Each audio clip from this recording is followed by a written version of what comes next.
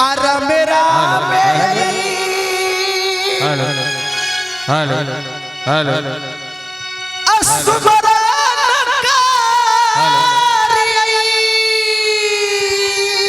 Hello hello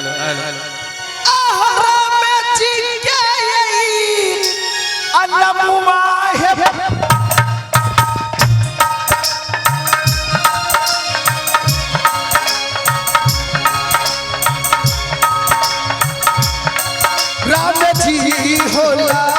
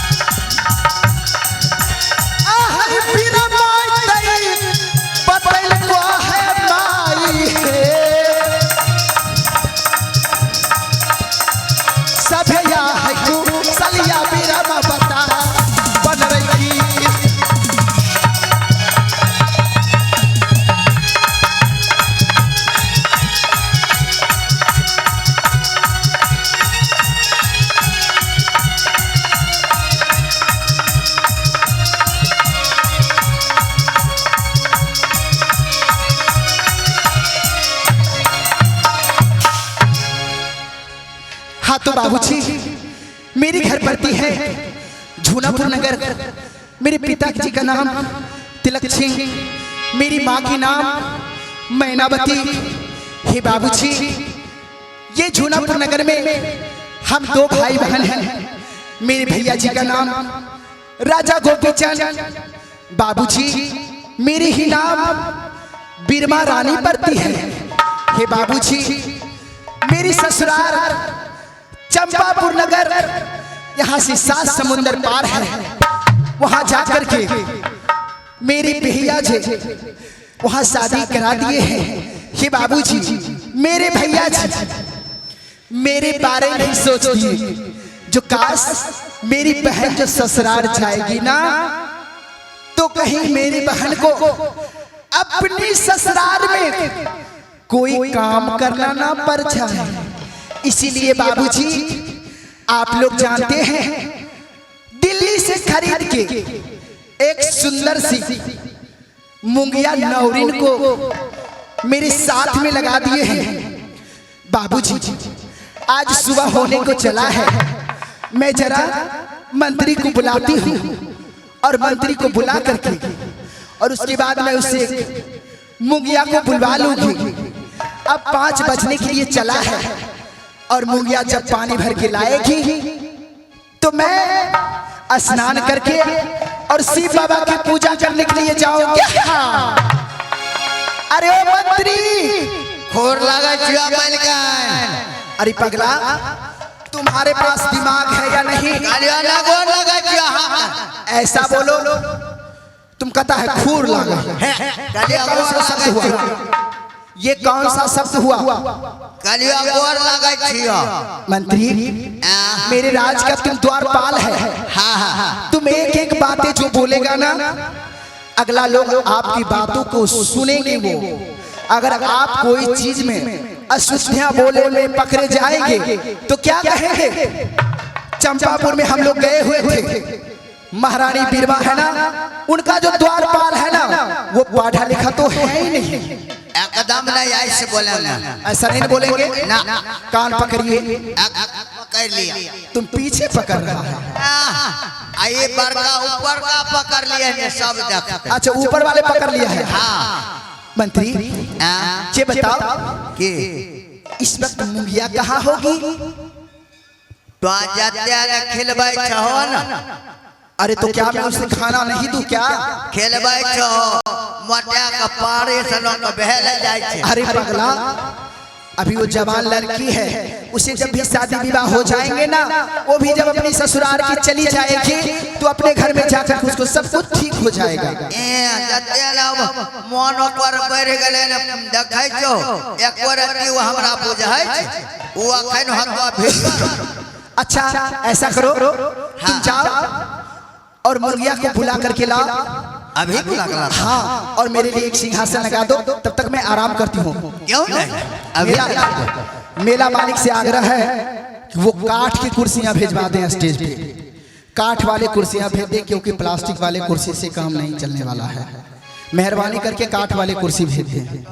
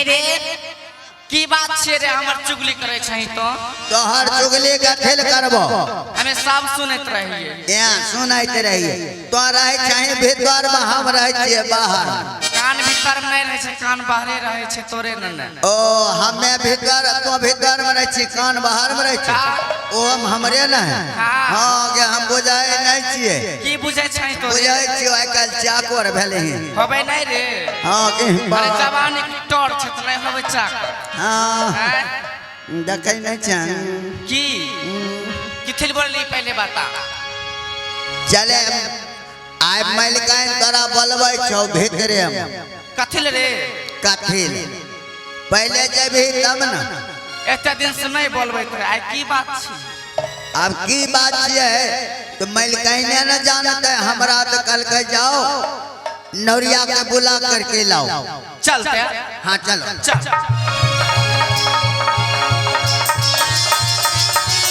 राज रानी की जय हो प्रणाम महारानी जी अरे खुश रहो मुखिया आ गई तू आगे मुखिया मैं तुम्हारे ही वेट कर रही थी क्या बात है देखो मुखिया क्या कर रही थी घर में इतने देर मैं से आपके लिए नाश्ता बना रही थी हाँ। इतनी सवेरे मेरे लिए नाश्ता बना रही थी जी महारानी कितनी सुंदर दिखती हो तुम मुखिया मेरे कितना ख्याल रखती है तू देखो अब सुबह होने को चला है 5 बजने वाली है ऐसा करो तुम मेरे लिए जाकर के तुलसी चौरा इनार से एक घड़ा पानी भर के ले आओ क्योंकि मैं स्नान करके और शिव बाबा की पूजा करूंगा ये झूठे गाल को हम तोरा ला नाश्ता बनबै छिए तो क्या कर रहा था ये मोबाइल में आईफोन खेल रहा मोबाइल में आईफोन ही खेल रही थी अरे वो मोबाइल देखती नहीं होगी महारानी जी मोबाइल में आईफोन खेला जाता है नहीं ऐसा नहीं होता है ओकरा की कहे मुंगिया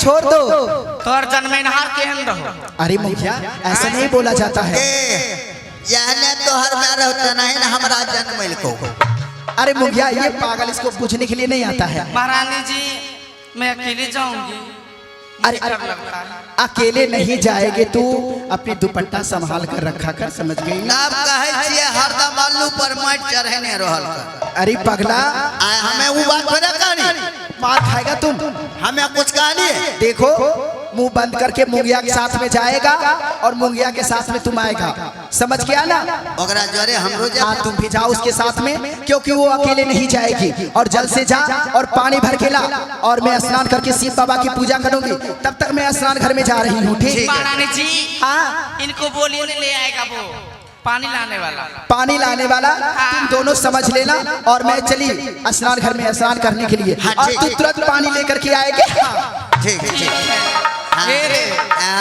चल अब हम तोरा से नहीं बतिएगो की अरे ना मेरे सुने ना अरे तो हमरा साइड करो की अरे ई अल्लू करे छो अरे तोने जाने छी महारानी जी के सामने तोरा से झगड़ा कर ले छी लेकिन तू हमें केन छी ओ हैं आगे हम तोर बेटा छी तू हम एक केन छी से कहल ओ या ना कल हे तब न कहि छरे तोरा जन्मदिनहार केहन होने रवा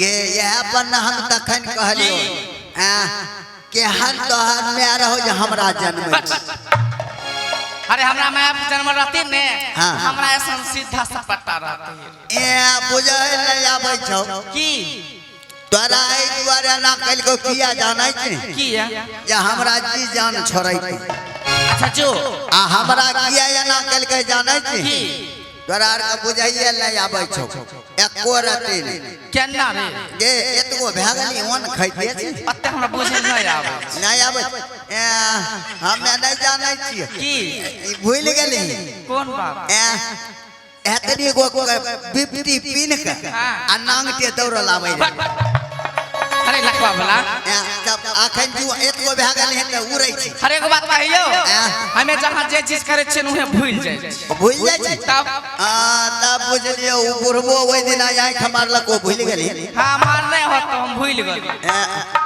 ओइ बुढ़बा से क्या गो रुपया ठकली इहो नहीं जाने नहीं जाने गे हम बुझाई छियै बुढ़बा पदिना अरे जोन जल्दी रे। अच्छा दो हम तुरंत कहला तो लेना। अरे पनिया भरना को जाओ तो चुंदरी संभाल के, पनिया भरना को जाओ तो चुंदरी संभाल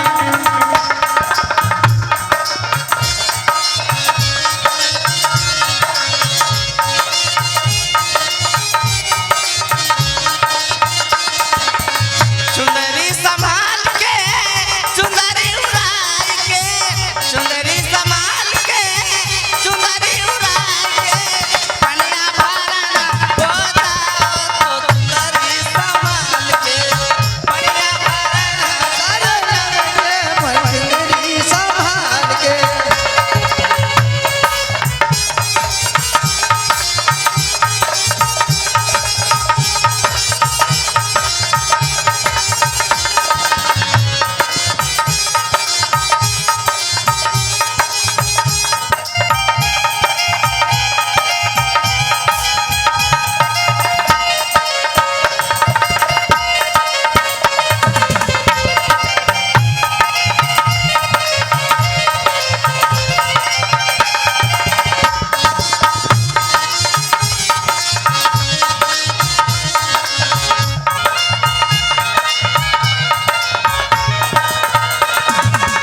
पाँव के बजानिया शोर करता है,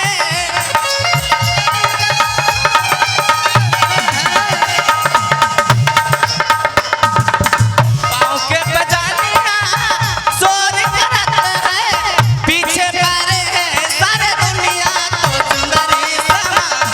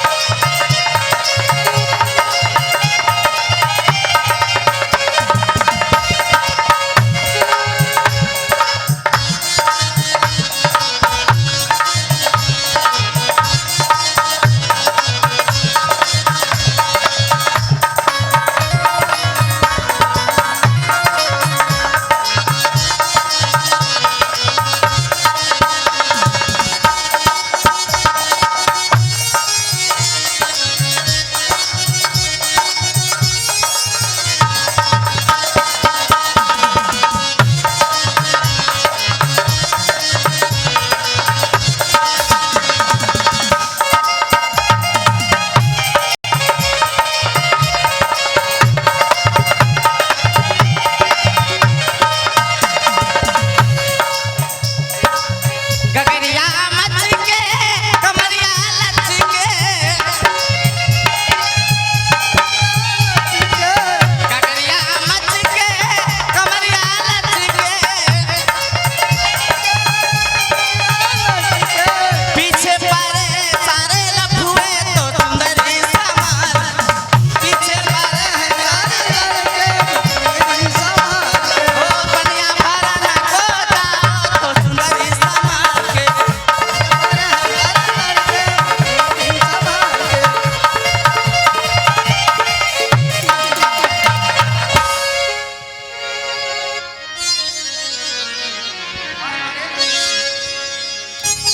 ये कना का नहीं गए रे की भलो रे।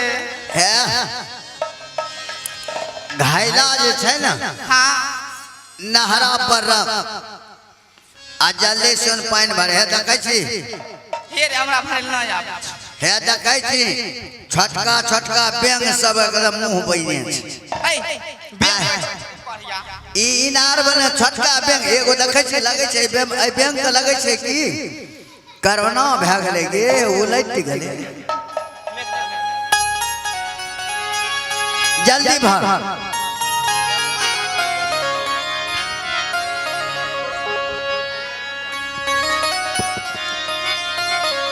या परमात्मा ये तुलसी इनार है और ये इनार हमारी बहन बिरमावती का है। इस इनार पे पानी भरने वाली पन भरनी है। चलो, हो सकता है हमारी बहन का कोई नौरी बांधी होगी। चलो, सबसे पहले कह देते हैं थोड़ा सा पानी पिला देने के लिए, क्योंकि मैं इतना दूर से चल कर आया हूं, प्यास भी लगा है।